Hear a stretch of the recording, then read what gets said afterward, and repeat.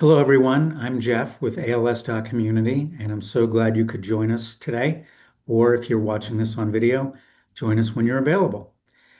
Today's conversation is about ALS and marriage. And people say that when one person in the family has ALS, the whole family has ALS. And to a degree, that's true. I lived with it for 20 years, but what I will say is I've tried the ALS challenge where I sit still for as long as I can. And even though I lived with it for 20 years, it's one thing to live with a patient and experience everything. It's another thing to experience it yourself. So I do want to welcome the Broadhackers. We're very happy to have Michael and Janet. Michael is a Marine. There's no such thing as a former Marine. And Janet is his lifelong partner and love of his life. That's what he told me anyway. And we're also happy to be joined by Joanna Nunez, who is a licensed trauma-informed therapist and a Stanford certified palliative care specialist. Most importantly, Joanna gives most of her career time to people with ALS. So with that, I welcome you. And Joanna, if you want to frame it up and introduce the Broad Hackers, that would be great. Yeah, hi. Thank you everyone for joining us, like Jeff said, today or in the future. Um, ALS and marriage has been a topic I've spoken on a couple of times, so bringing it to ALS.Community is really important. And while I am married, it'll actually be 19 years tomorrow. I do not have ALS personally we don't have it in our couple life. So the broad hackers are here to give the lived experience while I'm here to give a little bit of the tech therapeutic experience, and I think we work well together. They put up with me. I'm not sure who has my slides, but that's okay. Um, I can talk without them. Yeah, why don't you do that while I grab it? I'm sorry, I didn't realize when you sent it to me that that was the purpose of that. No problem. I'll just talk. So, one of the biggest things that it took me a while to realize when I worked as a care services coordinator is that when you have that title ALS in your clinic or in your job title, you tend to look at the person with ALS, or even like Jeff said, the family with ALS in a vacuum. You sometimes just focus on the ALS. And when I'm looking at a partnership or a marital couple, I have to go back and remember and kind of maybe ask them or ask myself, what did their marriage look like before the diagnosis of ALS? Because that's really important. Because obviously a diagnosis such a serious diagnosis as ALS is going to change things, but it's also going to exacerbate any problems that might have been there before the official diagnosis. Or I've seen it go the other way, where it can have the complete opposite effect, where suddenly the little stuff we used to argue and bicker about don't matter. That's the small stuff now. Now we're focused on the big stuff and the good stuff, and we're in this together. And sometimes it goes in a gray area too, where we're a little bit of it's exacerbating those communication issues we were having before, but we're also going to let some little stuff go. You can hit my next slide. Um,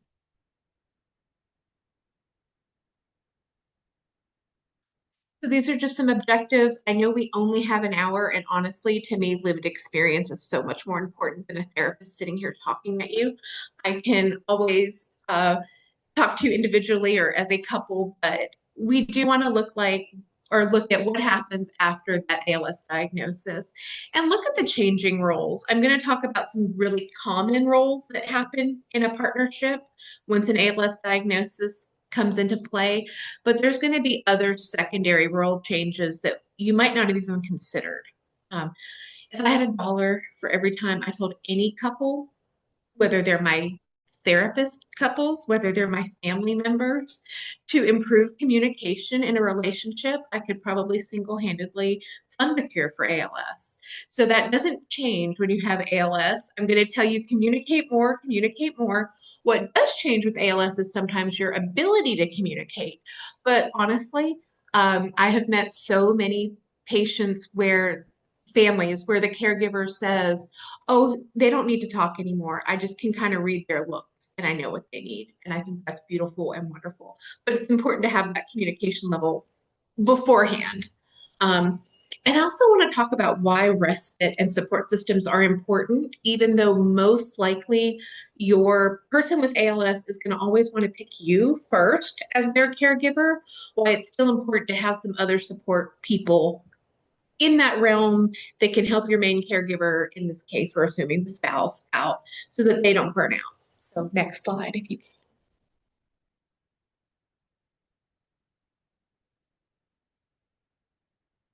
So, and we're probably not even going to go into ALS and intimacy today just because we're at an hour, but intimacy is going to be redefined when you have an ALS diagnosis or any real chronic illness.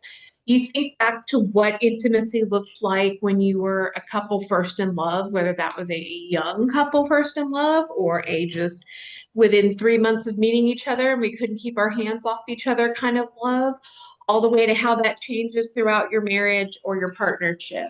Um, it's also going to affect routines, independence, and maybe even some future plans.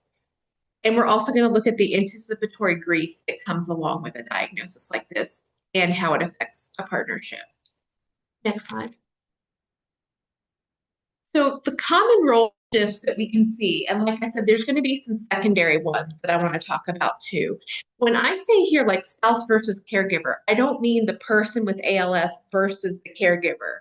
I mean, you were once a spouse and now you're also a caregiver. So what hat, my patients hate when I say that, but what hat are you wearing right now? Am I the wife or am I the caregiver or am I a little bit of both? Um, I've often heard people say, well, I don't want to become their parent. I didn't marry them to parent them.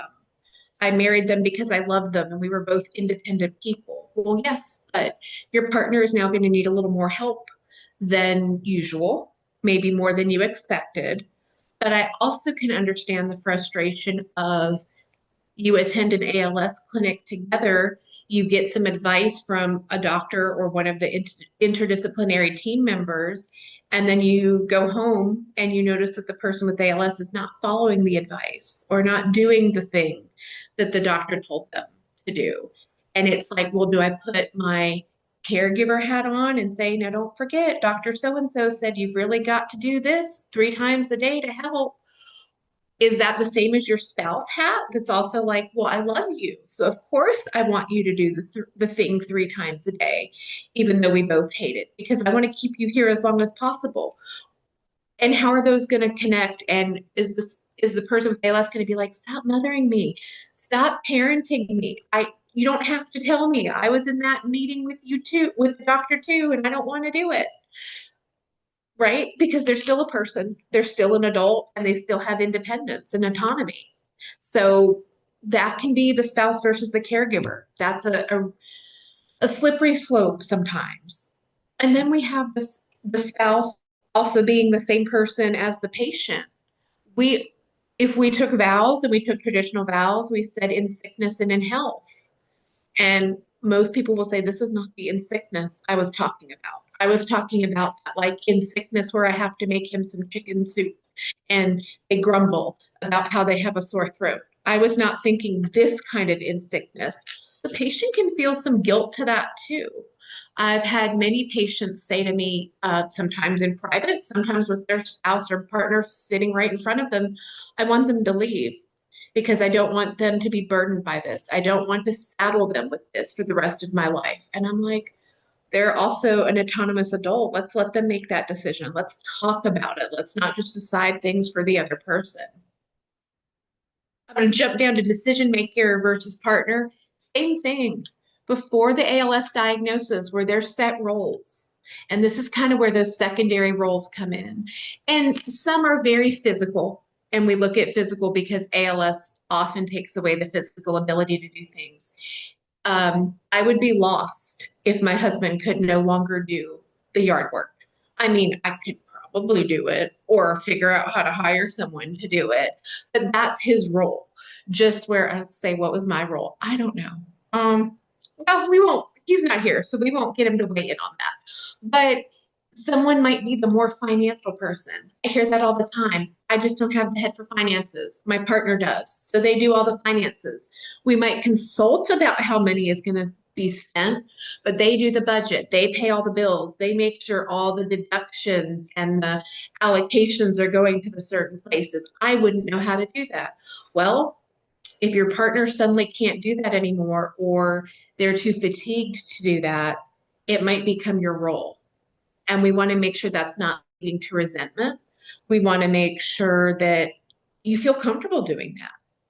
And if that was your partner's job and you can't do it or don't want to do it, maybe it doesn't fall to you. Maybe it falls to we need to kind of farm this out. We hire an accountant to do this now. We hire a lawn care guy to do this because you're not good at cutting grass. And also making sure when we're looking at decision maker, we often think of a partnership or a marriage as equal partners, right? I bring my input, my spouse brings their input. Is that going to remain the same? Is it going to be 50-50 or 100-100 when one person is starting to deteriorate? And it might not be, but that's okay. That just needs to be discussed first. The other thing that I warn patients about is if there's an adult child, and as an adult child of some parents that are aging, I understand from the adult child's perspective, we just want what's best for mom and dad, right? If we were, maybe we were also, as the adult child, at that hypothetical doctor's appointment where we heard the doctor tell the patient to do something 3 times a day for best success or for best prognosis. And we find out that mom or dad is not doing that 3 times a day. And so we get a little, hey, but I heard them say for mom to do this breathing exercise 3 times a day. And what do you mean she's not doing it? We want to make sure I'm not triangulating with dad, gang up on mom, or we are now ignoring mom and I'm making the decisions instead of a partner making those decisions. Those are just some of the things we want to look at and that we see happen a lot. Yeah, you can hit my next slide. Um, Communication, again, if I had a dollar for every time we talked about communication and why it's so important, as long as you've been married, and I know the Broadhackers have me on a few years, but coming up on 19 years tomorrow, there are times when I can literally finish my husband's sentences and we don't have to really communicate. It's almost scary. And then there are other times where I'm like, what the hell was he thinking? So you have to really communicate your wants, your needs. You can't just assume. And newsflash, people change, right? Something I liked when we first met, I might no longer like anymore. But I can't just assume my husband's going to pick up on that. I might have to say, oh, yeah, remember when I really like it or used to like it when you ordered dessert for me? I don't like that anymore. Let me order my own dessert. Or I don't even want dessert. Maybe check in with me before you just assume. He's not doing anything wrong. He was going by what I used to like. So communicating that is really important. I think also sometimes there are families where we are afraid to talk about progression and decline. I've heard from many doctors and many interdisciplinary team members that plateaus are wonderful, right? Because you've been going to clinic and you hit this plateau, and everybody on the care team is telling you how great things are going. Your grip strength is still the same. Your FVC number isn't changing. You haven't really lost any weight, so you're like across the board. Wow, my progression has leveled off. This is great. Well, what they say about plateaus is it eventually has to move, and usually they go down with ALS, right? So we get in almost this comfort level. We all want to keep that plateau. We can't get better, so we'll stay here as long as we can. And it might be scary to talk about that. It might be, I don't want to talk about what's going to happen in the future. Let's just ride this plateau as long as we can. And that's okay to have that attitude for a little while, but it's important for both sides of that partnership to talk about what they need, what they expect to happen, and even being able to ask for help. which I know can be hard from both the caregiver's perspective and a care recipient's perspective. Um, I'm not picking on veterans, but I know Michael from the Veterans Action Committee. Sometimes it is hard for vets to ask for help, right? They have this almost, I don't want to call it like a hero complex, but they did so much good in their career helping other people that the thought of having to impose on somebody to ask for help, it's just not in their wheelhouse, right? They are the helper. So to say, oh, I kind of need some help doing this, even if it's to their own spouse. Or maybe the spouse is super observant and says, oh, I noticed you were kind of struggling putting on your socks yesterday. Can I help you do that today? No, no, I don't need help. I can do this. Well, okay. But let's look at like fatigue and exhaustion and conserving energy. What can you ask for help for as the caregiver? What can you ask for help for as the care recipient? Intimacy. There are a couple, and Jeff, if you'll have me back, I'll do one all about ALS and intimacy, but that is a popular topic. Just look it up in ALS.Community or on YouTube. There are many topics about how intimacy changes. And remember that intimacy isn't always sex. It can be. That's one way to define intimacy, but it can be holding hands. It can be laying next to each other. It can be still having a date night, 40 some years into marriage every Friday night. But discussing that and what does intimacy look like for us now? Coping styles, right? Some people might like to talk about everything. Oh, I'm nervous about this. Let me talk about it. And then the partner's like, shut up. I don't want to hear you. You've been talking about that all day. I don't know what to tell you. But it's just how different preferences in different people. Now, if you've been together a while, you might already know your partner's coping style. But here's the issue. You've probably never coped with something like ALS before. And so that throws a big wrench into everything, right? We might have to sit down. Well, I used to do this too. I used to go fishing. Okay, guess what? If I'm the person with ALS, I might need a lot of extra help fishing. It's not saying I can't fish anymore. It's just, I used to like to go hop in my truck, throw the tackle box in the back, and go fish for an hour to clear my head. I can't do that anymore. Now I need to ask you to throw the tackle box in the truck for me and drive me to the pond and help me transfer out of the vehicle and maybe wheel me over. And you're going to kind of have to bait my hook. Well, now this is not a coping style. This is not working for me anymore because I used to like being away from you for an hour and now you're here with me the whole time. The important things to communicate about are all listed under those expectations. Who are going to do different parts of the household now? Like we talked about mowing the grass or paying the bills. Are there going to be physical limitations? I often hear, well, I don't want anyone else but my spouse to care for me. Okay, I understand that. You love them. You're the only person you trust to let them see you naked. But what if they can't lift you after a certain point anymore? What if we need to get a CNA or somebody to help put you in a lift or help you transition from here to here? We need to talk about that because I don't want to hurt myself or I don't want your caregiver to hurt themselves trying to help you. What kind of emotional support do you need? I love when I'm working with a couple, any kind of couple, whether there's a illness or not, and I say, "Well, who's your best friend?" And they say, "My spouse is." And I said, "That's wonderful. That's great. I love to hear that." Now, who do you go to for advice? And they say, "My spouse." And I'm like, "Okay, who do you go to talk about your spouse to?" And they're like, "What?" And I'm like, "Right, because you can't complain about your spouse to your spouse, right? We all need that other person to vent to maybe get a third party perspective. It's okay if you're the caregiver and you finally, or you decide that hey, every Thursday I'm going to need to take an hour to go out with my friends or to just take a nap or I need to attend this caregiver support group once a month because that's really important to me to be around people that understand what I'm going through. And the other partner might be kind of, well, don't I fulfill all your needs? Well, you do, but I need some other people too. Finances, of course, ALS is an expensive disease. I don't have to tell you that.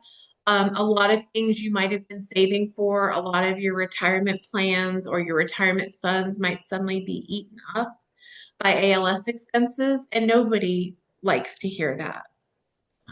I've even heard some guilt from the person with ALS that says, well, you know, we both saved for this together. So why are we spending it all on me? What are they going to have to live on once I pass? What am I leaving them with? That's important. Let's talk about that. Let's get a financial advisor in if we need to, or talk to the social worker at the clinic, or whatever we can do so that that's something else we're not worried about. And then social activities. What did you do as a couple? Did you like to go out before? Did you like to go out to dinner? Did you like to have couple friends come over, or were you kind of homebodies? Well, if you were homebodies, not much might be changing.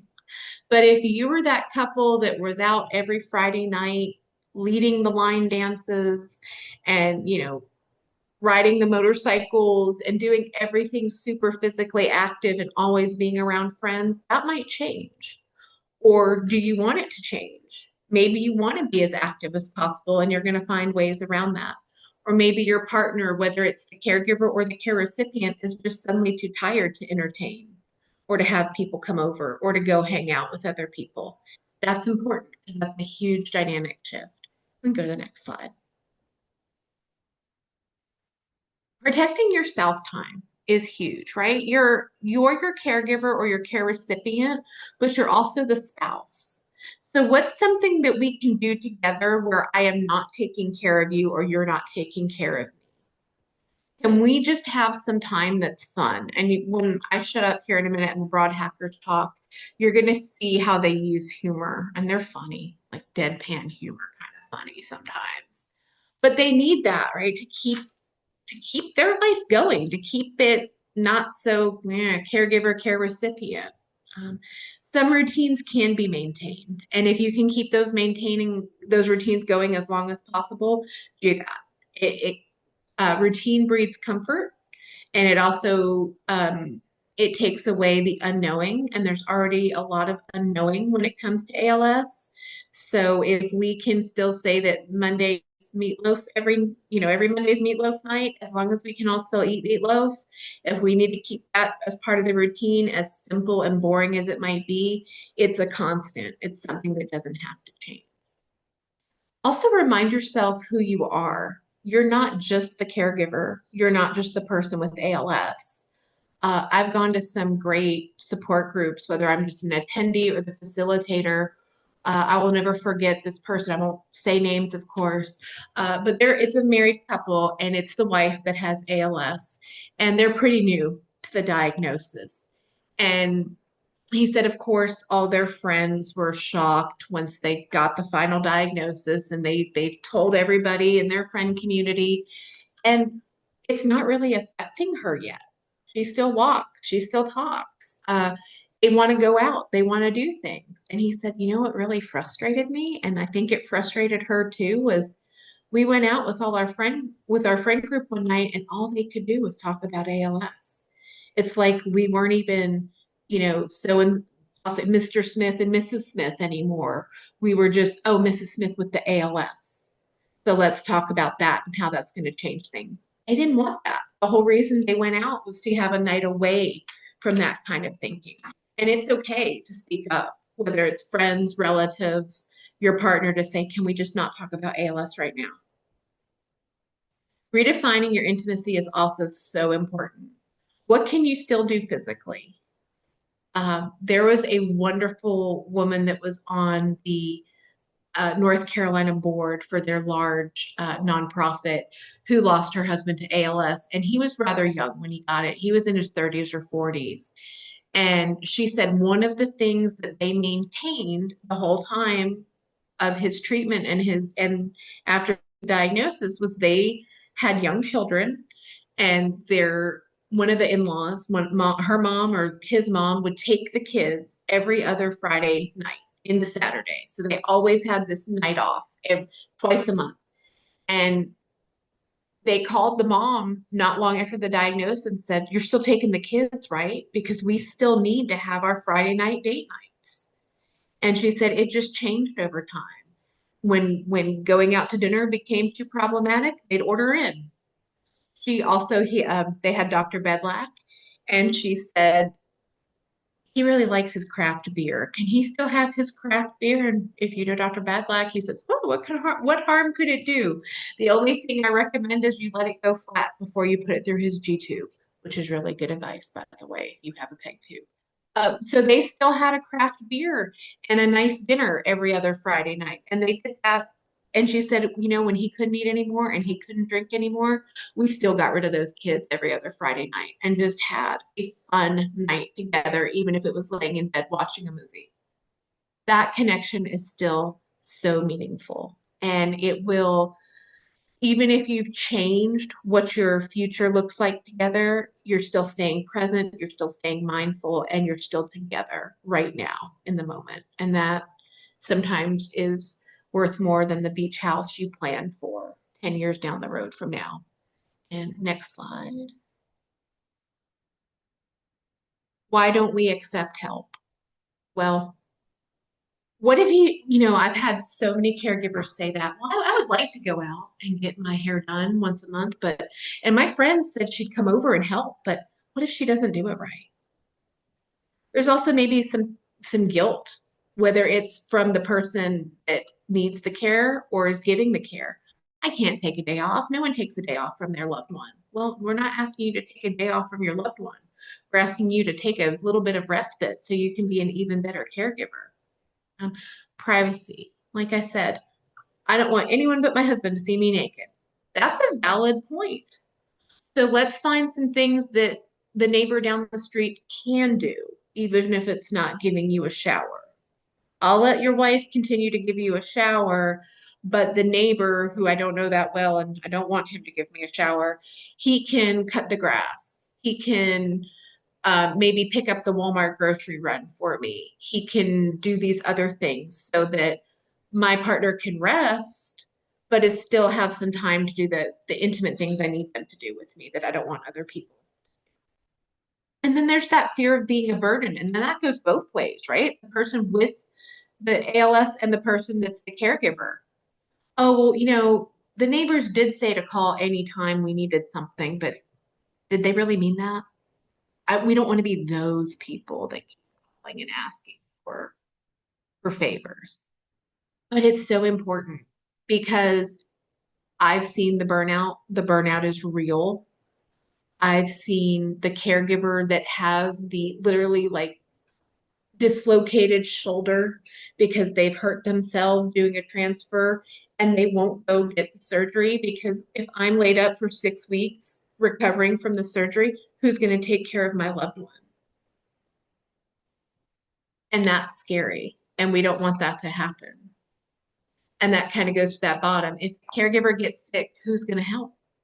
Now we have two people to take care of.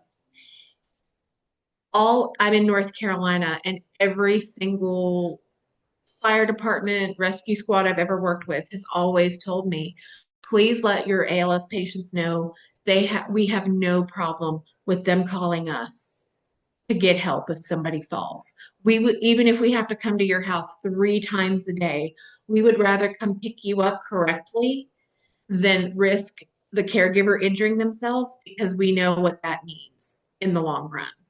And we don't want you to have that fear that you're bothering us. This is our job. This is what we want to do. Next slide. Yay, Joanna gets to stop talking.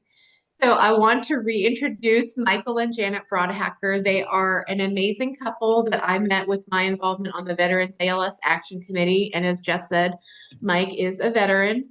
Once a Marine, always a Marine, but I never know what to call those Marines. I always just say Marine, not no longer on active duty.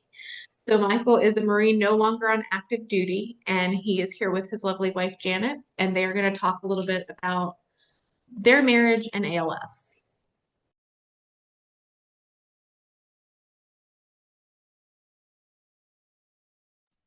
My turn. Let's start it off with we just celebrated in February our 40th wedding anniversary. Some of the things that you were talking about earlier about finishing sentences, we do that a lot. I do it more than he does. But I have to learn to curb that now because it's not so much that I don't know, but sometimes he's wanting to go a different direction with it or tell me something additional with it. And if I continue finishing his sentences, it leads to problems. So, that's something that I've got to overcome, but we we do fairly well. We torment each other a lot. We prefer to laugh and smile as opposed to frown and argue. Any input? Joanne led to some very good comments. Um, and Janet did also in her relation to the finishing sentences. Now, I have an issue. It is my issue. I know it. I am a former Marine. I have an opinion. I have my way of doing things. I worked construction and ran work for almost 35 years, foreman or general foreman. Once again, I have my way of doing things, and I'm set in my ways. What I have to do is let go of some of those things. Um, as you could tell from the photos that were on the slide, we used to do a lot of horseback riding. I was outside all the time. I enjoyed being outside. I enjoyed hunting. I enjoyed fishing. I enjoyed horseback riding. And those are all things that were part of my life.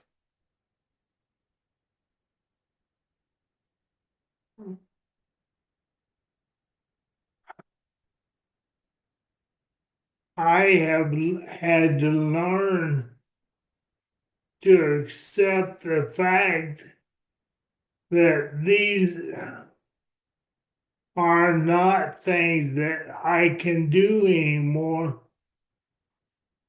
and have had to learn how to cope with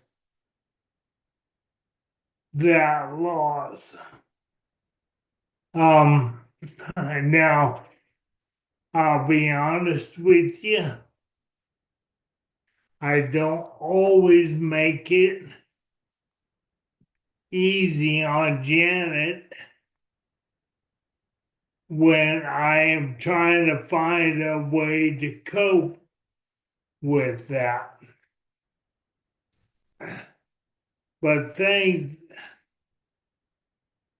but I do realize that one of the best ways for her to cope with it is her time away from me. And I have to let that go and not be upset about the fact that she's taking that time. Well, and I mean, we support each other quite well, I think. And I think a lot of that has to do with the number of years we've been married and always been there for each other all along. But yeah, it has been hard for me to let other people come in to help. Uh, I have finally gotten where I've gotten a routine that every Tuesday I have respite care. Um, I used to have people asking me all the time, if there's anything I can do, even if it's just coming and sitting and visiting with him, just give me a call. I'll be glad to come down. Well, I think sometimes, especially in the beginning when I was very resistant, he's my husband. I need to be the one taking care of him. They don't ask as much anymore. Now, I think a lot of them, especially from our church family and whatnot, would still be there if I called and said, hey, but when you keep turning them down or just, okay, I'll keep that in mind and never responding, you're shooting yourself in the foot because they're going to quit offering to help after a while because they feel like you don't want it. But yet it's going to be needed further down the road. So why not get used to it early on? Probably the first year after your diagnosis, I didn't have any respite care. I was doing everything, which, that was the way I felt it needed to be. Due to some people in my caregiver support group through the VA, they had a couple of them that kind of wrangled me and challenged me and whatnot. And then our coordinator at the VA clinic challenged me also. And I then finally, the beginning of this year, okay, every Tuesday, it's not going to be bouncing around all week. A Tuesday here, a Wednesday there type thing. And I have now set it every Tuesday is my time. My hours just got increased for my respite care. So I'm looking at building on that. I don't have to leave the house. I can stay home and go to my sewing room.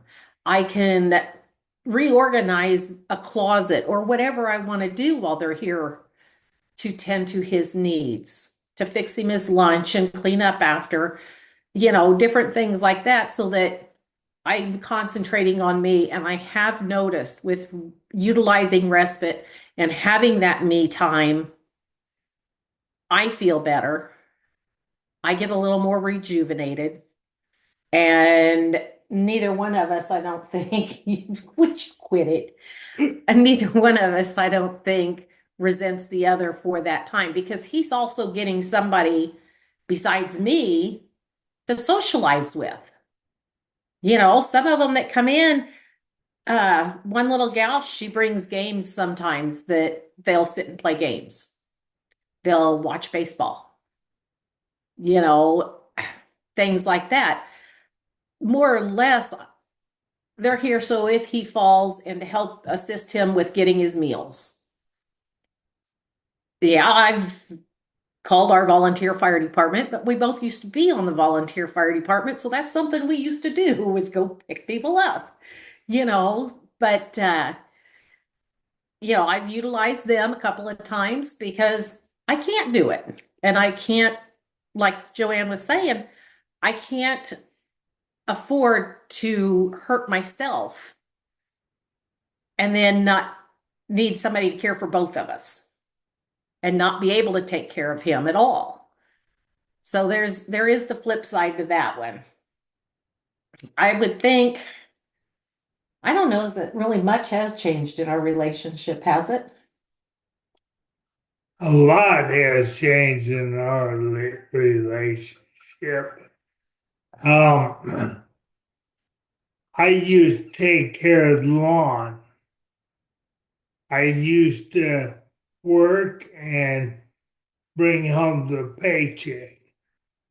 I used to fix everything around the house. Well, yeah, those type of things. So all those things I have had to let go of and let Janet start taking care of it. And that in itself was probably the most emotional thing I had to do, was accept the fact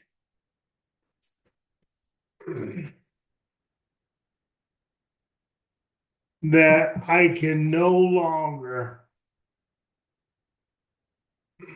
Crawl under the sink and fix the leaky faucet. I can no longer take care of the household as the provider. That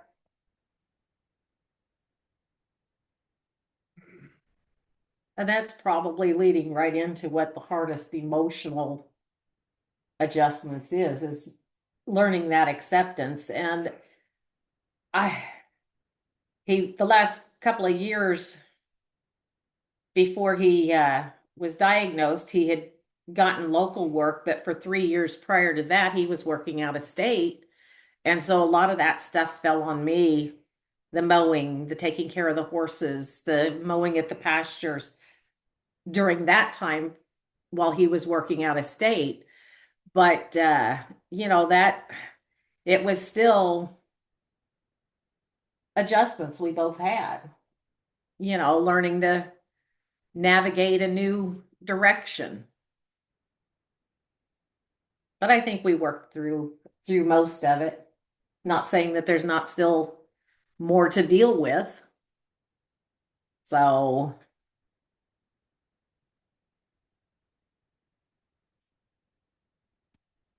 anyway,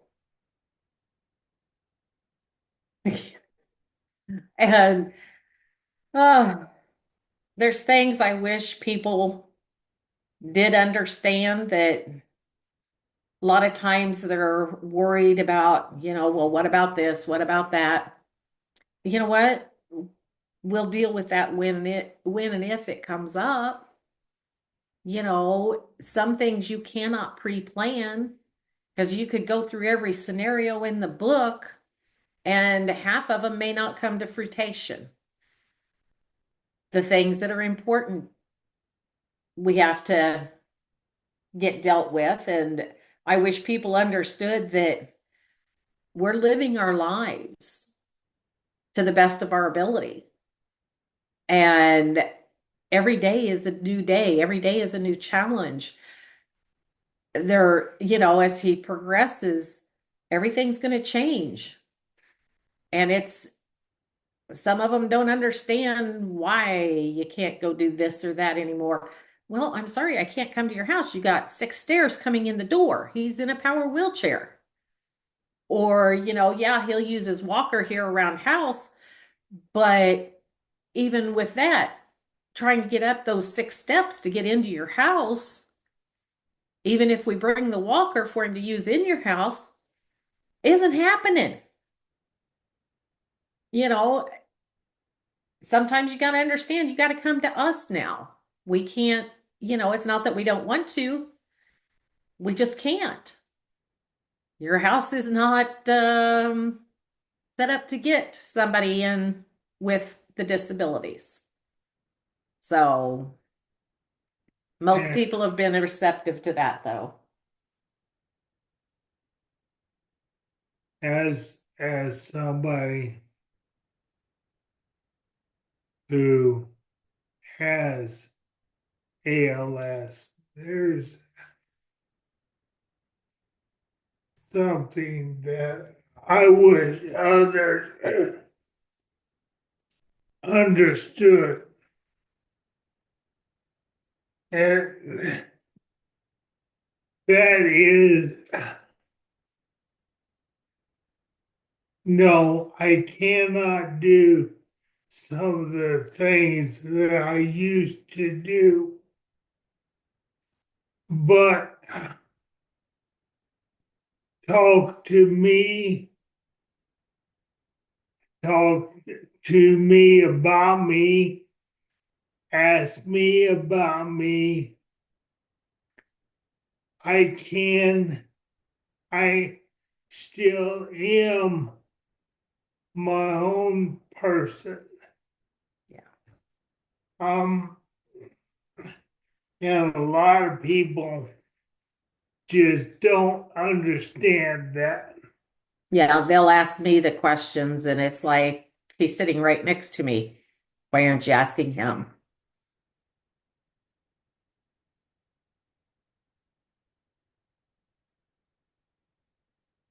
So, anything you guys have that you want us to touch base on? I saw Galen asked for any questions. I think we have one or two attendees that aren't us live right now.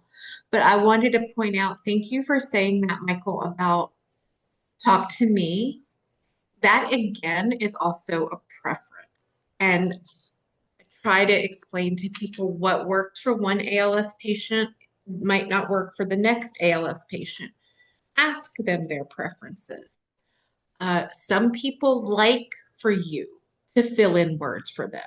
Some people do not like for you to fill in words for them. Just ask, which do you prefer? If I know what you want to say, do you want me to fill that word in, or do you want me to let you do it? I had a patient that somebody used to stand behind her and read over her shoulder what she was typing on her eye gaze. And for the brevity of time with the doctor, I understand that. But they would also do it just in conversational times with her as well. And she was like, I can't stand when people are reading over my shoulder.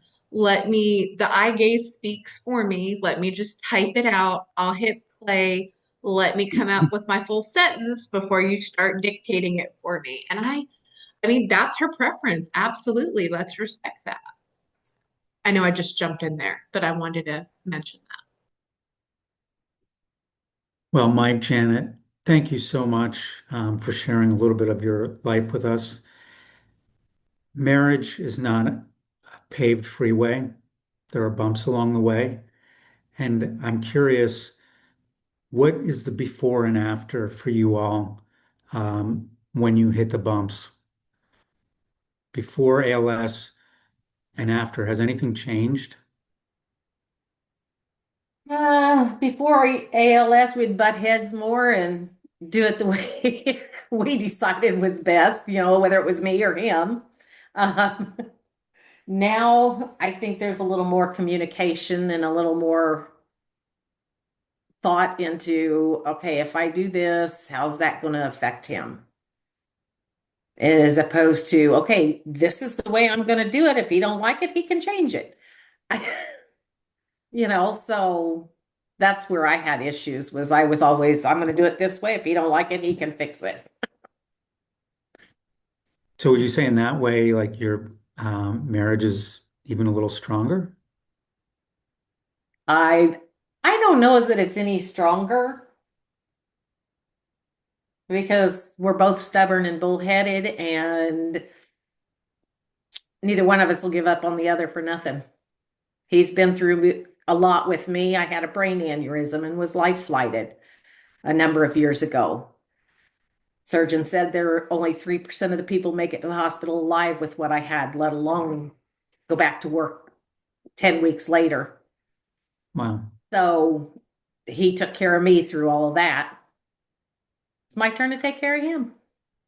And as you said, marriage is a wide path. Some days I bring 70% to the marriage. She has to pick up the 30% that I am not bringing and bring her 100%. So it's a give and take back and forth. Mhm. Yeah, there have been changes. I I have become a lot. I have learned that I have to communicate more verbally Hmm. than I did. Okay. Um, and it's not that I didn't speak before, it's just that I have I have had to let go of so much that I used to do and burden her with my scope that I have to tell her or explain to her or guide her in some of the stuff I used to do on a normal basis and without thought. Um, some of it's financially, some of it is in our private life. Um, some of it is just the fact that I need to tell her I want to go to a ball game. So it's communications. Yeah, I've had to change a lot as far as our marriage. So, Well, yeah, but when we had the horses, it was always going horseback riding. It was a given. Weather permits, we're gone for the weekend on the trails. Yeah. So even our kids knew that. So they always called to make appointments to see us on the weekend. So, but yeah, that's now, yeah, you do have to guide me through a lot more as far as some of that goes. So, Well, we only have a couple more minutes. And again, thank you so much for sharing your life with us. What would you say to a couple that one of them is newly diagnosed? What would be your advice for them in terms of maintaining their marriage through the changes? communication. hear what the other person is saying and do not anticipate what they're saying or anticipate the answer that you are going to respond with. Listen and hear what they're asking or telling you. It ask questions. And don't take offense to anything that they're saying because you anticipated. And so you're misinterpreting. You need to hear, like you said, hear what they're saying. And if you're not sure, and you might be anticipating it or uh, perceiving it wrong, talk to them and say, well, is this what I understand you to be saying? So that it doesn't have any hardships, frustrations. Make sure you're clear, both of you. Right where we started, Joanna, right? Communication. Absolutely. Do you want to share anything before we close here, Joanna? Just want to again thank everybody. Something that maybe sprung in my mind, Michael and Janet didn't say it exactly, but there's going to be a lot of big decisions when it comes to ALS, and you can definitely make those as a couple, as a married couple, as a partnership, but give time for each person in that partnership to adjust to the decision, whether it's the decision you wanted or not, and be okay with whatever their choices are, especially if they're the person with ALS. Maybe talk with them through it, but be okay whether they decide to do a peg tube or not a peg tube, a non-invasive ventilator or a full-blown tracheotomy.